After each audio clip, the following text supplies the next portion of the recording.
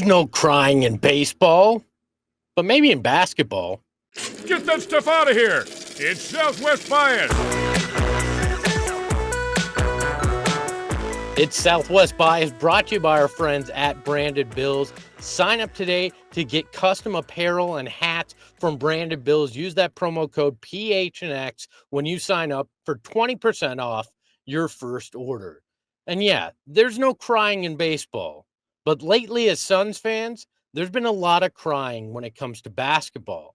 But how to fix the Phoenix Suns may actually be by looking a few doors down at Chase Field and what the Arizona Diamondbacks have been able to accomplish lately. The Diamondbacks are a team that has fun on the baseball field. They're a team that's the perfect mix of youth and veterans, the perfect mix of big money contracts and affordable deals with guys that do the little things. They're the perfect mix of a general manager, Mike Hazen, and their manager / coach, Torey Lovullo, being on the same page as to what the team needs to win. Hazen does the grocery shopping. Torey Lovullo makes a fantastic meal. The Phoenix Suns are missing a lot of this, where the Diamondbacks have taken big swings in Jordan Montgomery and missed, and Corbin Burns, hopefully not a miss. They've also mixed it in with homegrown talent. And sure, Devin Booker is homegrown talent for the Suns, and you hope that Oso Ighodaro and Ryan Dunn turn into that. But when you look around, it's a lot of journeymen and hired guns that surround Devin Booker and those rookies. And I think that that's part of the problem, because the Diamondbacks have built a connected team. And as Torey Lovullo famously said, a connected team is a dangerous team. And the Phoenix Suns have been anything but connected this year. They have not found a way to gel as a group, despite having more talent than a lot of teams that are currently in the playoff picture in the Western Conference. And why is that? Because they did not come up together. They did not have the right mix. When James Jones and Josh Bartelstein and Matt Ishbia put together this group, they were looking for something that could be put in the microwave and come together in fast order. But instead, the ingredients didn't match the recipe, and the chef you hired couldn't make anything out of it despite trying. Mike Budenholzer, James Jones, Josh Bartelstein, Matt Ishbia couldn't find the right mix. And the Suns this offseason have to be looking at what is that mix to fix everything. Can you get to where the Diamondbacks are, where you reaccumulate draft capital and some already young talent that's in the league to have some homegrown guys that go around Devin Booker? And then can you find yourself financial flexibility to take bigger swings when you have a solid core, and then adding quality veterans around the margins that bring that toughness, that bring that energy, that bring the intangibles that you need to win? The Arizona Diamondbacks have done this to perfection. They have a solid foundation, so if they go out and they miss on a Jordan Montgomery, they can recover from it. Where the Phoenix Suns didn't have that luxury when they went after Bradley Beal. They had already spent so much capital on Kevin Durant, and they doubled down by getting Bradley Beal. And when you fail on that, and some could argue failed on the Kevin Durant trade, there's very little room for recovery.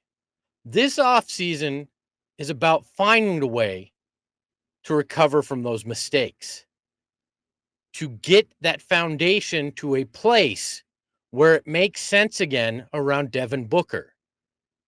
The Diamondbacks have done this well, and you'll probably sit there and say, well, the Suns had done that well. And whether you believe that the 2021 finals run was a flash in the pan or reality that they had actually gelled, there were elements of that. And the Suns need to find a way to get back to that without having to go full Oklahoma City and blow it up to just accumulate draft capital and be bad for 5 to 10 years.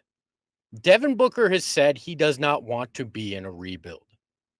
And the Phoenix Suns have said they don't want to get rid of Devin Booker. And they've also said that trying to win a championship will always be their goal. The question is, can the Suns find guys like Corbin Carroll and Lourdes Gurriel and Ketel Marte and Zach Gallen that they can add around Devin Booker while also finding veterans that can fill those other roles that they need so badly? I don't think the Suns will be contenders next year, but the moves they make this offseason could set them up 2 or 3 years down the line when Bradley Beal's money is off the books and you can go take another big swing, and you could have that foundation that protects you against possibly missing on that or puts you into championship contention when you add another piece around Devin Booker in terms of stardom. Can they do it? And will they do it? Are big questions. But if they want a blueprint and an example of how it can work in a different sport, they just got to look at their neighbors. But maybe that's my Southwest bias. Coming up on the other side of the break, we talk with NBA insider and our insider, Mark Stein, about what that future this summer looks like for the Phoenix Suns. Hey, it's Espo back to tell you about my friends at All Pro Shade Concepts. You know what? I, at the house, have a giant 3-door sliding glass door that I have not been able to figure out a solution to keep the summer heat out of. That was until I got introduced to Robert and the group over at All Pro Shade Concepts. They came out, they showed me everything that they had in terms of materials, what it would look like, their different options on their roll down shades that I could use to fix my problem. And you know what? They took care of it. Their installation was super easy. And the only thing easier was when they came out to give me my quote and kind of explain everything that was going to go on. Robert and his team are unbelievable out there at All Pro Shade Concepts. And I want you to experience the great customer service and the even better product like I did, whether you're looking for an awning or you're looking for a roll down shade or whatever it is that you're in the market for your backyard or your windows. Call my friends over at All Pro Shade Concepts at 623-204-1476 or visit allproshadeconcepts.com now to schedule your free estimate like I did. All right, excited to welcome my guest today, Mark Stein, NBA insider, the great writer of the Stein Line newsletter and contributor to DLLS Mavs. Mark, how are you today? I am good. How you holding up? Don't worry about me. How are you? I'm getting a lot more gray hairs and a lot more acid reflux because of this NBA season than I've experienced before. I won't lie. Here in Phoenix, it has been very difficult. Yeah, we talk about this on DLLS that, like, I don't know what it is with our cities, but PHNX, CHGO, DLLS. I don't know if there's some kind of interactive game show that can put together, but it's been a lot. It's been a lot this season. I forgot PHLY. Come on, how did I leave them out? So it feels like it'd be Squid Games if it was actually some kind of reality show for us in terms of basketball teams here in All City. It has just been a brutal, brutal year. Getting a little better for the Mavs, though, who the Suns are competing against in the play-in for the play-in spot with the Kings as well. Obviously, AD back in the fold. But when it comes to the Suns and this final spot, 3 teams for 2 spots, how do you think this is all going to play out?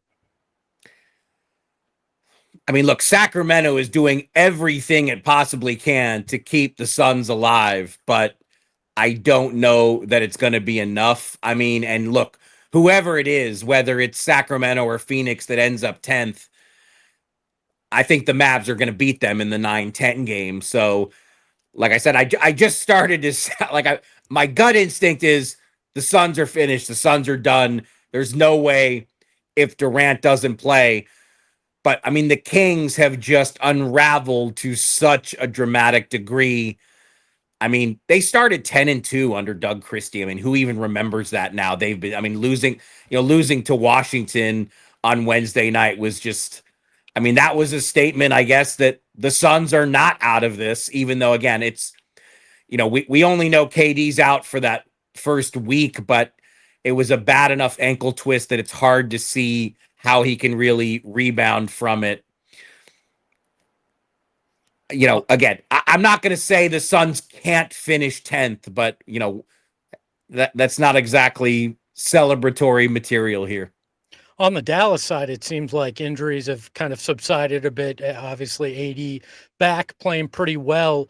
Feeling pretty confident in Dallas that they will at least wind up in 10th, maybe even that 9th slot. I do. I think they're going to finish 9th because they've got Anthony Davis back. They've got their other big men back as well. Derek Lively is second, is back now. Daniel Gafford is back now. And look, there were times, within the last month, I would say that, people weren't sure in Dallas who of the big men would be back. And now they have all three. So the Mavs are definitely shorthanded in the backcourt, but they've got a front court that nobody really enjoys dealing with. And Anthony Davis has been, look, we heard it when he was still with the Lakers, how much he would love to play with a true center. And after his big game Wednesday night against Atlanta, he talked about it at length, just how happy he is to be able to have a Lively or a Gafford next to him. The way Anthony Davis described it is, I get to be a free safety now and really roam defensively, and he causes a lot of havoc defensively. So it's going to be real interesting if the play-in goes the way it kind of looks now. I mean, if the Mavs win the 9-10 game against Phoenix or Sacramento, what happens if they get Memphis in the do or die play-in game with the direction the Grizzlies are going, with the way they've been sliding, and with the Mavs now picking up some momentum? I mean, it is not inconceivable that the Mavs win 2 play-in games. It really isn't, depending on who they play in that second play-in game. I mean, Minnesota or the Clippers would be a much tougher proposition than the way the Grizzlies look right now. Well, in Phoenix, we never imagined that things would be sitting where they are, with a high probability that this team doesn't even make the play-in. So most of us have started focusing on the offseason. And Devin Booker earlier this week said that I'm not rebuilding. I mean, that was his direct quote. Do you think there is a world where the Phoenix Suns can keep Devin Booker, retool, not rebuild, and still find a way for success in the present while trying to rebuild for the future as well this offseason? I mean, it's hard to see without their picks, and that's why Houston keeps coming up. People keep linking Houston to Kevin Durant. Now, all I can say from my end on my, all season long, it has been conveyed to me on multiple occasions that Houston, the next time the Rockets want to make a big move, they want to do it for a player who's closer to the age timeline than all the young, as closer to the timeline of the young stars they already have. And obviously Kevin Durant is much older than the players who've made Houston a 50-win team. But again, I want to stress that's been my reporting at various points during this season. Will the playoffs change Houston's perspective? That's a question I can't answer right now. I suppose we have to take a wait and see approach. But if Houston's postseason doesn't go the way that the Rockets hope, would they become open to a Kevin Durant pursuit? And again, that's not an answer that we have right now. I would imagine from a pure timeline perspective that Devin Booker is the player who would appeal to the Rockets much more than Kevin Durant. But the Suns have been adamant to this point that they're not going to trade Devin Booker. Devin Booker himself has been very adamant that he doesn't want to be traded, that he wants to stay in Phoenix and wants to be the guy who you build a championship team around. But the question, the tone of your question is totally right. Like, the pathway to rebuilding around Booker when you don't have your draft assets, it's very hard to see where that comes from. Yeah, and I mean, from what you're hearing around the league, do people feel like this Suns team has any chance at a future? Because fans are really torn here, Mark. You look at it, and some want to just tear it down to the studs, including moving on from Devin Booker. Some people want to run it back with Kevin Durant and Devin Booker. Uh, I'm at a loss, quite frankly. I don't know exactly where this should net out, but have you heard anything around the league about opinions about where the Suns sit? Well, I think we remember that it was roughly a year ago when Matt Ishbia made the famous declaration that 26 teams would trade with us right now. A lot less than 26 teams would want to trade with the Phoenix Suns. A lot less than 26 wanted to then, and that's certainly the case now. Because, look, I'm not telling you anything you don't already know and that I'm sure you guys don't discuss daily. You're not trading Bradley Beal without his consent. He's got a no-trade clause.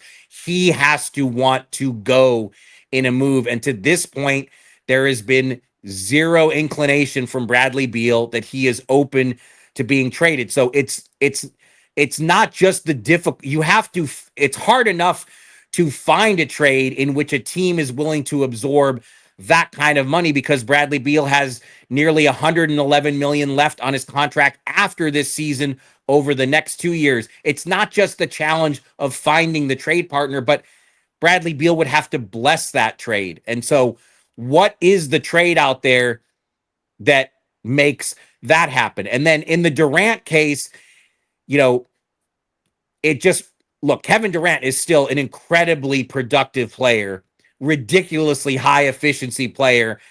And, can the offers that they generate for Durant, and look, all the talk has been they're going to work in concert with Kevin Durant this time.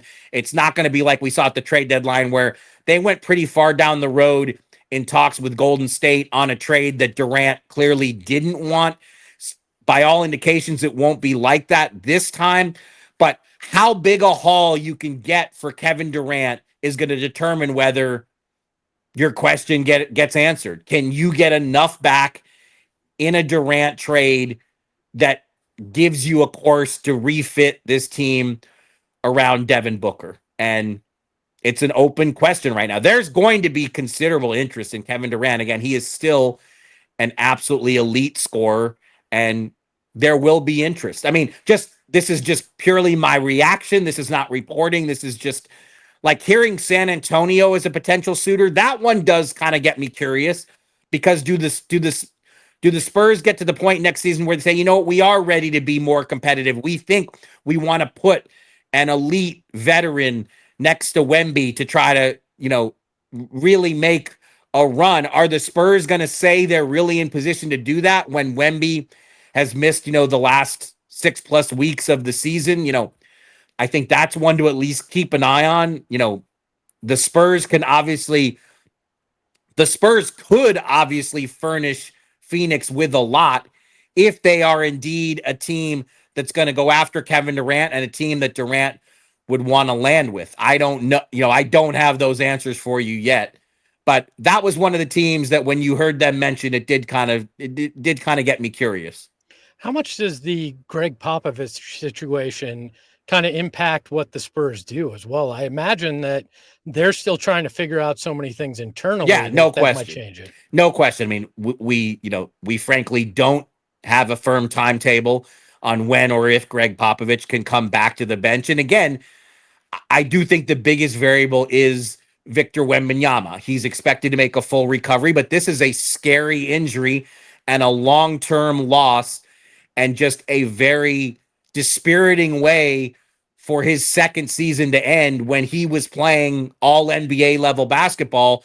So I have to imagine the Spurs need to have a really good handle on what kind of rebound Victor Wembanyama can make next season before they think about, Kevin Durant is we're close to contending and we want to add Kevin Durant kind of trade target. You're not adding Kevin Durant if you're a 45 to 50 win team that's just trying to take a significant step. If you're going after Kevin Durant, it's because you think Kevin Durant can help you win a championship.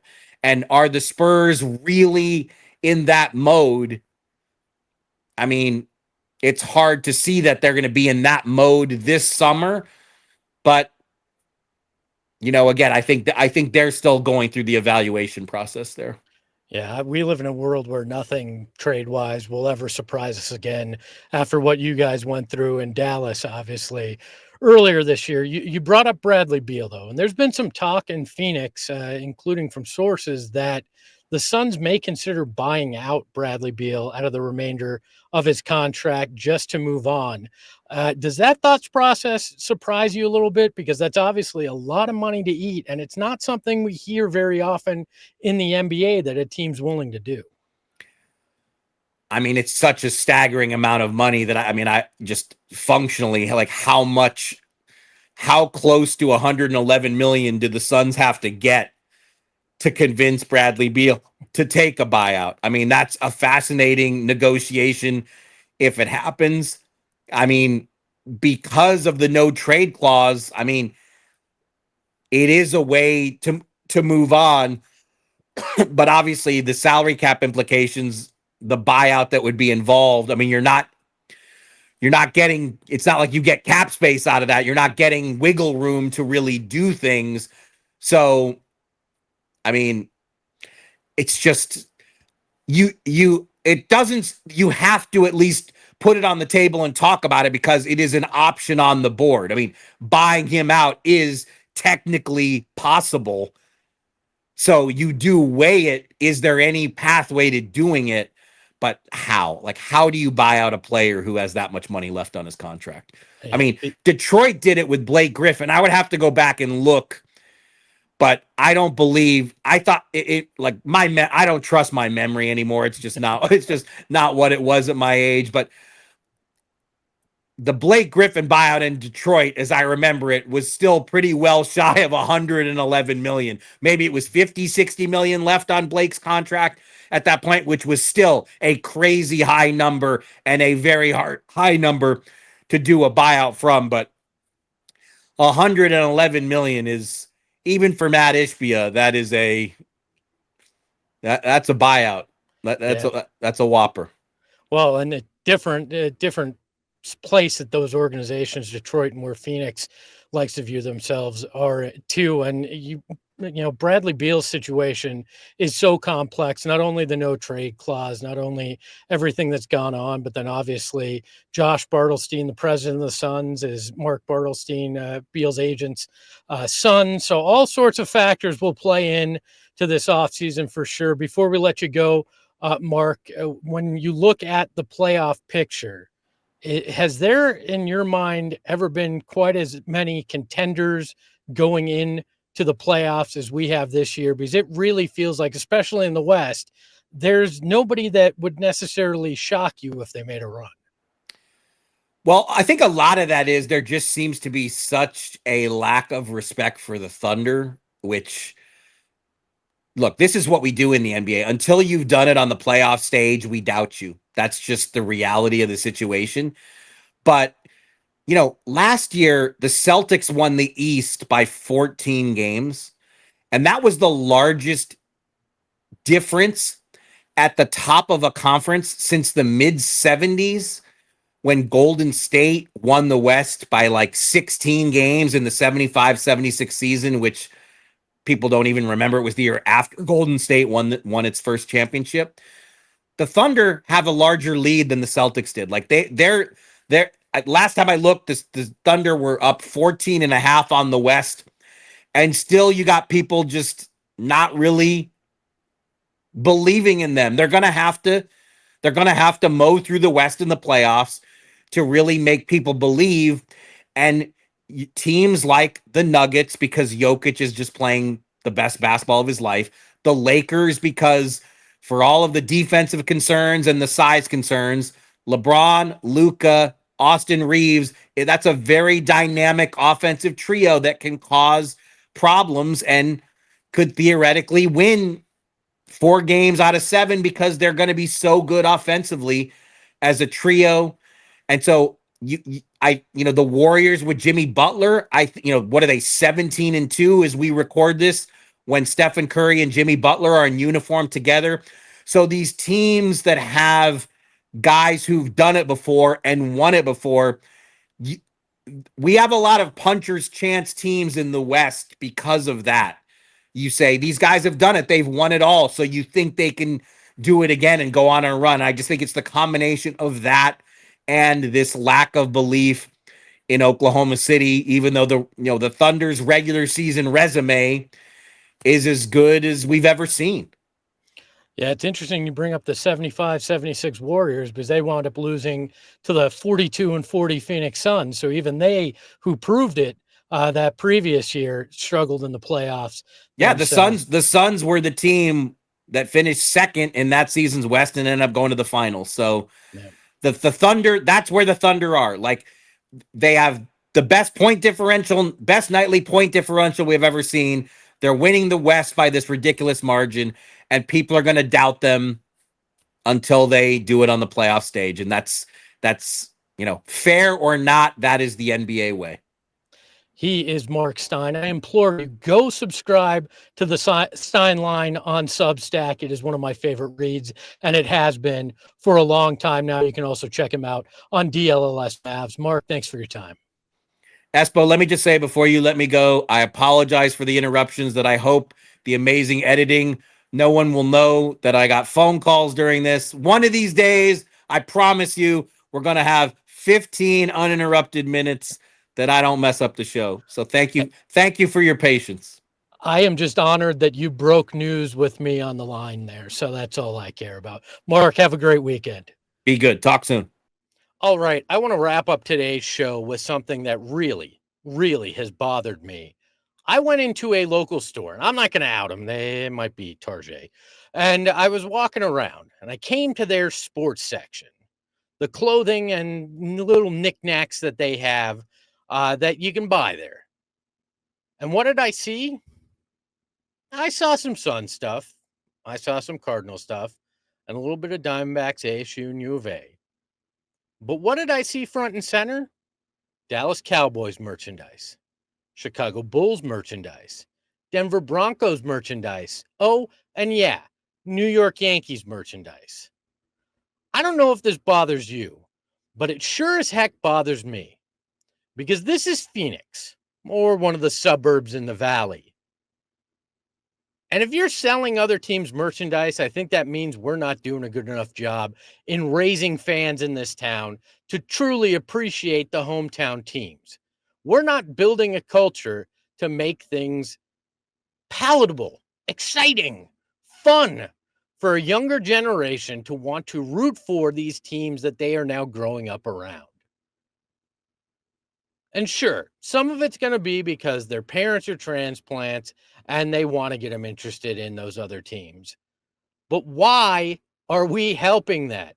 And why are local stores carrying that stuff? Because I'm going to tell you, outside of the Yankee stuff, I'm guessing that the Denver Broncos stuff and the Chicago Bulls stuff isn't exactly flying off the shelves. I always wonder, was this an accident? Did they accidentally send this merchandise to a store in Phoenix rather than one in Illinois or in Colorado? I hope that that's the case. But at some point, if we want to be a major sports town, a town that is taken seriously, we're going to have to make sure the young people coming up in these future generations don't stray from the hometown teams. That's how we won't have millions of fans from other teams. And yeah, I'm exaggerating, but fans of other teams infiltrating our arenas, our stadiums, and being out there for these sporting events where sometimes it almost feels like it's a hometown advantage and a home field advantage for the teams that are visiting our state. I don't know if it bothers you, but that drives me nuts. That is another edition of Southwest Bias brought to you by our friends at Branded Bills. Don't forget, you can use that promo code PHNX on your first order with Branded Bills. You're going to save 20%. We'll be back next week with new episodes of the show. But until then, you can follow me at Espo. You can follow the show at PHNX_sports. And until next time, ahoy hoy.